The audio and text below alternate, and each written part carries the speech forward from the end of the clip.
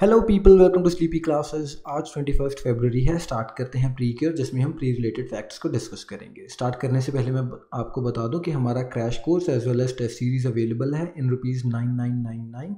And अगर आप individually चाहते हैं इसमें से कुछ लेना, टेस्ट सीरीज़ में से या फिर क्रैश कोर्स में, तो you can choose as per your requirement. तो आगे बढ़ते हैं। GS2 के पॉइंट ऑफ व्यू से हमारे पास है इंडिया पाकिस्तान ट्रेड। तो तीन तरीके हैं जिनके थ्रू इंडिया एंड पाकिस्तान के बीच में ट्रेड चल रहा है, legally as well as illegally. सबसे पहला ऑफिशियल रूट है जो कि लीगल रूट है। इसके बाद इलीगल या इनफॉर्मल रूट है जिसके थ्रू जो हो क्यों रहा है, क्योंकि हमारा बॉर्डर जो है India Pakistan border as well as Afghanistan border भी कुछ हद तक इट इज़ पोरस बॉर्डर, तो चीज़ें इधर से उधर चली जाती हैं। एंड तीसरा रूट क्या है हमारे पास, तीसरा चैनल क्या है, दुबई एंड सिंगापुर दोनों फ्री पोर्ट्स हैं जिन्होंने लीगल एजेंट्स अकोमोडेट कर रखे हैं इंडिया एंड पाकिस्तान दोनों कंट्रीज से, which are helping to facilitate the trade. And informal trade के बारे में अगर हम बात करें कि इनफॉर्मल ट्रेड होती क्यों है, क्योंकि कुछ कंट्रीज़ ने किया क्या हुआ है कि इधर on the grounds of health या रिलीजियस बिलीफ किसी स्पेसिफिक कंट्री या स्पेसिफिक आइटम को के इंपोर्ट को रोक रखा है। तो इस चीज़ को फिर अब क्योंकि डिमांड है उस कंट्री में उन चीज़ों की, लेकिन गवर्नमेंट नहीं अलाउ कर रही, तो इलीगल रूट के थ्रू चीज़ें they get transfer from one country to other. या फिर जो दूसरा रीज़न क्या है हमारे पास कि इनफॉर्मल ट्रेड क्यों एग्जिस्ट कर रही है या इलीगल ट्रेड क्यों एग्जिस्ट कर रही है, कि टैरिफ बैरियर्स बहुत ज़्यादा हाई हैं कुछ कंट्रीज़ में, या फिर ट्रांसपोर्टेशन कॉस्ट इतने ज़्यादा हैं कि जो स्मगलिंग ऑफ द गुड्स है वो ज़्यादा कॉस्ट इफेक्टिव रहता है। तीसरा हमारे पास नॉन टैरिफ मेजर्स की वजह से भी ऐसी चीज़ें हो जाती हैं, जैसे कुछ चीज़ें जो WTO ने अलाउ कर रखी हैं कि आप phyto sanitary as well as sanitary conditions की वजह से भी चीज़ों को रिजेक्ट कर सकते हैं। You can stop the things from getting imported. तो इन सब चीज़ों की वजह से अब चीज़ें रिजेक्ट हो गई हैं इन द ऑफिशियल रूट, लेकिन अभी भी जो डिमांड है तो the things will go through the illegal route. And तीसरा हमारे पास रूल्स ऑफ ओरिजिन है। तो रूल्स ऑफ ओरिजिन एक प्रोविज़न है कि जो लीस्ट डेवलप्ड कंट्री है वो अपना सामान बेच सकती है किसी भी कंट्री को, एंड जो रिसीविंग कंट्री होगी वो कोई भी टैरिफ नहीं लगाएगी उस लीस्ट डेवलप्ड कंट्री के सामान के ऊपर। तो आइडिया इसके पीछे यही है कि किसी लीस्ट डेवलप्ड कंट्री में अगर सामान बन रहा है तो वहाँ पर किसी ना किसी को तो एम्प्लॉयमेंट मिल रही होगी, तो फॉर द ग्रेटर गुड ये सब अलाउ किया जा रहा है। लेकिन कुछ कंट्रीज़ क्या कर रही हैं कि वो अपने देश में बनाया हुआ सामान लीस्ट डेवलप्ड कंट्रीज़ के थ्रू आगे भेज रही हैं कि उनका सामान कम ड्यूटी पर बिक जाए। तो इन सब चीज़ों की जो वीकनेस है अगर वो पकड़ी जाए तो फिर अकॉर्डिंगली चीज़ें उस तरीके से इलीगली बेची जाती हैं।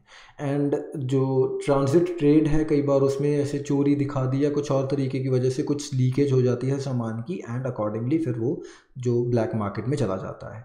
या फिर जो डोमेस्टिक पॉलिसीज़ ही कुछ ऐसी हैं कुछ कंट्रीज़ की जो डिस्टॉर्टिंग हैं, ट्रेड डिस्टॉर्टिंग हैं, एंड अकॉर्डिंगली इनडायरेक्ट टैक्सेस काफ़ी ज़्यादा लो हैं, तो ज़्यादा इंसेंटिव किस में मिलता है कि जो इलीगली दूसरी कंट्रीज़ में सामान को भेज दिया जाए नेबरिंग कंट्रीज़ में। ठीक है जी। तो ये कुछ रीजंस हैं जिनकी वजह से इलीगल या इनफॉर्मल ट्रेड जो है वो पनप रही है। तो अगर हम इंडिया पाकिस्तान के कॉन्टेक्स्ट में देखें तो इंडिया के मेजर एक्सपोर्ट्स हैं टू पाकिस्तान। वो क्या है, हमारे पास कॉटन है सबसे ज़्यादा जो हम भेज रहे हैं पाकिस्तान, या फिर ज़ाइलीन है, इसके साथ ही प्रोपाइलीन है, एंड सिंगल यान है। तो अकॉर्डिंगली सभी कुछ टेक्सटाइल से रिलेटेड ही है। एंड जो हम पाकिस्तान से मेजर चीज़ें इंपोर्ट कर रहे हैं वो क्या है, डेट्स हैं, फ्रूट्स, एंड पोर्टलैंड सीमेंट है हमारे पास, या फिर petroleum oil and light oils as well as उनकी प्रेपरेशंस। तो ये कुछ थोड़ी ब्यूटी प्रोडक्ट टाइप चीज़ें हैं। तो ये सब चीज़ें हम पाकिस्तान से इंपोर्ट कर रहे हैं। तो अगर आपने न्यूज़ फॉलो की होगी तो इंडिया ने 200% ड्यूटी लगा दी है पाकिस्तान से जो भी इंपोर्ट्स होंगे इंडिया। लेकिन जो एनालिस्ट्स हैं वो इसका थोड़ा जो इफ़ेक्ट है वो कम ही मान रहे हैं। क्योंकि जो बैलेंस ऑफ ट्रेड है इंडिया पाकिस्तान के बीच में वो इंडिया की तरफ टिल्टेड है। तो उनका कहना है कि it won't hurt Pakistan to that extent economically, and in fact India के ऊपर इसके रेपरकशन ज़्यादा हो सकते हैं क्योंकि इंडिया मेजर एक्सपोर्टर है अमंग पाकिस्तान एंड इंडिया।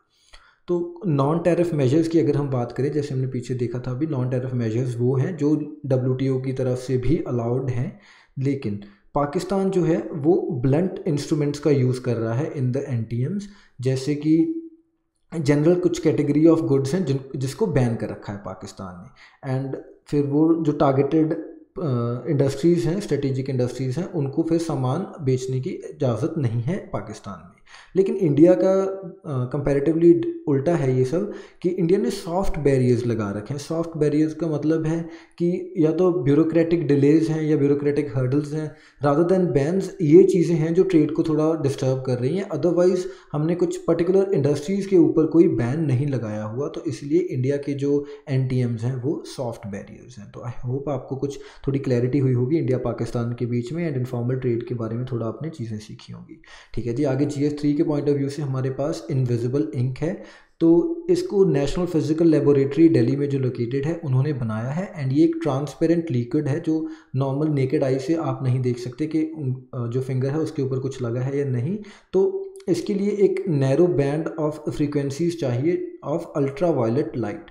तो ये वर्क कर रही है on the principle of fluorescence. तो बेसिक प्रिंसिपल क्या है फ्लोरेसेंस का, कि अगर सपोजिटली ये कोई ऑब्जेक्ट है जिसके ऊपर हमने इनविजिबल इंक लगाई हुई है, तो अगर मैं इसके ऊपर शॉर्ट वेव की रेडिएशंस डालूंगा तो ये लॉन्ग वेव की जो रेडिएशंस है वो इमिट करेगी, एंड इसी के बाद I would be able to see the thing which ever scribbled on this object. तो ये है फ्लोरेसेंस का बेसिक प्रिंसिपल जिसको हम यूज़ कर रहे हैं इस इंक में। एंड ये ऑर्गेनिक एंड इनऑर्गेनिक कंपोनेंट्स का एक मिक्सचर है जो कि बायोडिग्रेडेबल है, एनवायरमेंटली फ्रेंडली है, and it could be easily washed of in 48 hours. तो इसका लाइफ स्पैन जो है वो 48 आवर्स है। इसका कंपैरिजन लेकिन बार बार किया जा रहा है इनडेलिबल इंक से। इनडेलिबल इंक वो इंक है जो इलेक्शंस के टाइम पर पर्पल इंक यूज़ की जाती है टू आइडेंटिफाई द पर्सन जिन्होंने वोट डाल दी है। इसको भी नेशनल फिजिकल लेबोरेटरी ने ही बनाया था, एंड कर्नाटका गवर्नमेंट की एक कंपनी है Mysore Paints and Varnish Limited, जिसकी मोनोपोली है to manufacture this indelible ink since 1962। And in fact ये कंपनी इस इंक को एक्सपोर्ट भी कर, लेकिन प्रेजेंटली अगर हम देखें तो indelible ink is not going to be replaced in near future with the invisible ink. ऐसा क्यों होगा? क्योंकि इंडिया में जो इलेक्शंस हैं वो काफ़ी हफ्तों तक चलते हैं, क्योंकि फेज्ड मैनर में इलेक्शंस होते हैं। जैसे हमने ऊपर देखा कि 48 आवर्स ही इस इनविजिबल इंक की जो वैलिडिटी है, जो लाइफ है, तो इसलिए इंडियन इलेक्शंस में प्रेजेंटली तो हम इसको नहीं यूज़ कर पाएंगे, लेकिन फ्यूचर में जैसे थोड़ी और चीज़ें डेवलप होंगी तो अगर हम इसका ये लाइफ स्पैन बड़ा कर दें तो probably we could be replacing our indelible ink with this invisible ink। And इसी के पैरेलल एक और हमने फ्लोरोसेंट इंक भी पढ़ी थी, फ्लोरोसेंट इंक आज के हमारे साइंस एंड टेक के 2 मिनट सीरीज़ में।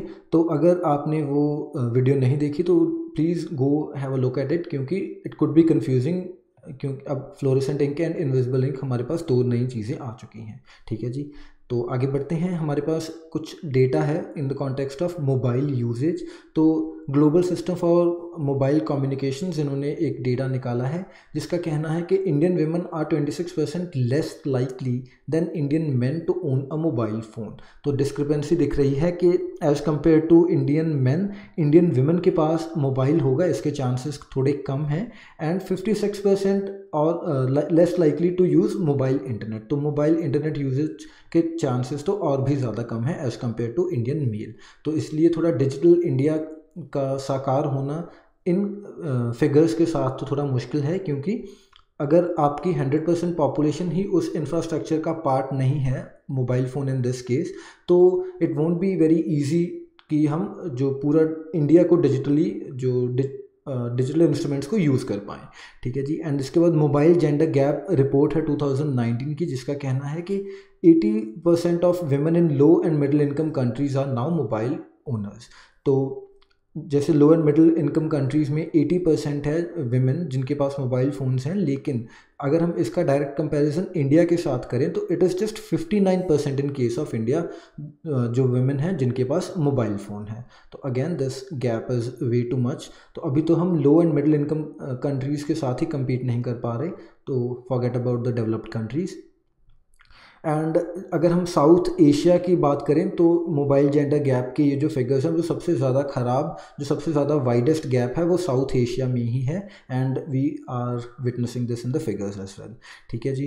तो अगर हम पूरा इस स्टडी का सम अप करें तो क्या है कि ऑल्दो मोबाइल कनेक्टिविटी जो है वो क्विकली स्प्रेड हो रही है, हम 4G 5G इन सब चीज़ों की बातें कर रहे हैं, लेकिन जो इक्वालिटी है इस चीज़ में, जो स्प्रेड है मोबाइल फ़ोन के यूजेज का वो इक्वली स्प्रेड नहीं हो रहा। तो इस चीज़ के बारे में थोड़ा ध्यान देने की बात है। ठीक है जी, आगे बढ़ते हैं। हिल्सा फिश के बारे में बात करते हैं। ये नेशनल फिश है of Bangladesh and Padma river and Bangladesh, Padma river in Bangladesh and Ganga river in India, इन दोनों रिवर्स में पाई जाती है। लेकिन इसकी पॉपुलेशन बहुत जल्दी डिक्लाइन हो रही है। क्यों? एक तो ओवर एक्सप्लॉयटेशन है, दूसरा dumping of industrial and domestic waste in water bodies, and तीसरा रीज़न क्या है कि जो डैम बन गए हैं रिवर्स के ऊपर एंड सिल्टेशन हो रही है, तो ये प्रॉब्लम कॉज कर रही है फिश के ट्रांसिट में। ठीक है जी। हिल्सा फिश ऑल्दो अगर हम इसकी बात करें तो ये एनाड्रोमस फिश है, मतलब for the most part of its life ये ओशन में रहती है, लेकिन जब रेनी सीजन आता है तो it starts moving towards the estuary.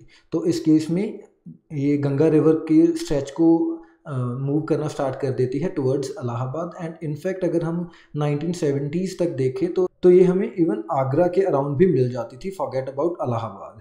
And but 1975 के बाद हुआ क्या कि जब फरक्का बैराज बन गया गंगा रिवर के ऊपर इन वेस्ट बंगाल, तो उसके बाद जो फिश है उसके ट्रांसपोर्टेशन में प्रॉब्लम आने स्टार्ट हो गई and it could not cross the dam, इसलिए इसका जो पूरा साइकिल था वो डिस्टर्ब हो गया। एंड ये फ़िश फेमस क्यों है? क्योंकि it is both sweet and salty at the same time.